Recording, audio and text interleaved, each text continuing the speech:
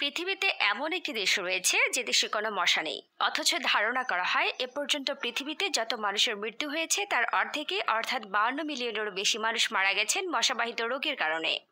বর্তমানে আমাদের দেশে চলছে মশাবাহিত রোগের মহামারী। জিকা ভাইরাস, ম্যালেরিয়া, চিকুনগুনিয়া কিংবা ডেঙ্গু জ্বরের মতো অসংখ্য প্রাণঘাতী রোগে প্রতিদিন মানুষ আক্রান্ত হচ্ছেন ও মারা যাচ্ছেন। বিশেষ করে ডেঙ্গু মহামারী দিন দিন প্রকট আকার ধারণ করছে। পৃথিবীতে একটিমাত্র দেশ যে দেশটি মশামুক্ত দেশ। এখন প্রশ্ন উঠতে পারে, সে দেশটির নাম কি, অথবা কোন দেশে একটিও মশা নেই। যে দেশে কোনো মশা নেই সে দেশটির সম্পর্কে জানার আগে চলুন মশা সম্পর্কে কিছু কথা জেনে আসি। পৃথিবীর সবচেয়ে ভয়ঙ্কর প্রাণী কোনটি, এমন প্রশ্নের উত্তর যদি আমরা খোঁজার চেষ্টা করি তাহলে মশা হচ্ছে পৃথিবীর সবচেয়ে ভয়ঙ্কর প্রাণী। প্রায় 40 কোটি বছর ধরে মশা পৃথিবীতে টিকে আছে।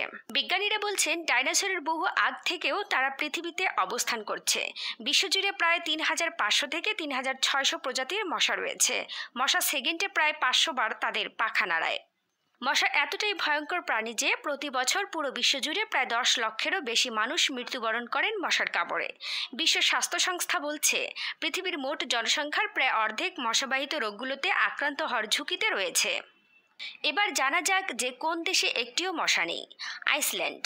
জি, আইসল্যান্ড এমন একটি দেশ যে দেশে নেই মশার লার্ভা, ডেঙ্গু জ্বরের মতো ভয়াবহতা কিংবা মশা নিধনের মতো কোনো ব্যবস্থা। যে দেশে কোনো মশা নেই সে দেশে তো এগুলো না থাকাটাই স্বাভাবিক। আইসল্যান্ডে সর্বশেষ মশা পাওয়া গিয়েছিল 40 বছর আগে, যাকে সংরক্ষণ করা হয়েছে গবেষণাগারে। দেশটিতে কোনো মশা নেই এর পেছনে দুটো ব্যাখ্যা রয়েছে। একটি ব্যাখ্যায় বলা হয় আইসল্যান্ডের আবহাওয়া এত বেশি প্রতিকূল যে মশার টিকে থাকার কোনো সম্ভাবনা নেই সেখানে। মশার বংশবৃদ্ধির জন্য কিছুটা উষ্ণতার প্রয়োজন হয়। এজন্য আমরা দেখতে পাই যেসব দেশে আবহাওয়ার উষ্ণতা যত বেশি সেসব দেশে মশার উৎপাত তত বেশি, মশাবাহিত রোগের সংক্রমণও বেশি। আইসল্যান্ডের ক্ষেত্রে দেখা যায় এখানে বছরে 3 বার ভয়াবহ শীত নেমে আসে। শীতল আবহাওয়া যেহেতু মশার বংশবৃদ্ধির পক্ষে প্রতিকূলতা সৃষ্টি করে, তাই দেশটির বিরূপ আবহাওয়ায় মশার বংশবৃদ্ধি ঘটে না। এবার দ্বিতীয় ব্যাখ্যায় যাওয়া যাক। মশার বংশবৃদ্ধির জন্য জলাশয় দরকার হয়। অনেক বিজ্ঞানী মনে করেন আইসল্যান্ডের জলাশয়গুলোতে রাসায়নিক পদার্থের যে অনুপাত রয়েছে সেটি মশার বংশবৃদ্ধির দারুণ কঠিন করে তোলে। এর পাশাপাশি বদ্ধ জলাশয়ের দরকার হয় যেখানে স্রোত নেই। মশার ডিম থেকে লার্ভা, এরপর লার্ভা থেকে মুক্কিট, মুক্কিট থেকে পরিণত বাচ্চা। এই চক্রের জন্য সময় ও নির্দিষ্ট তাপমাত্রার পাশাপাশি স্রোতহীন জলাশয় দরকার হয়।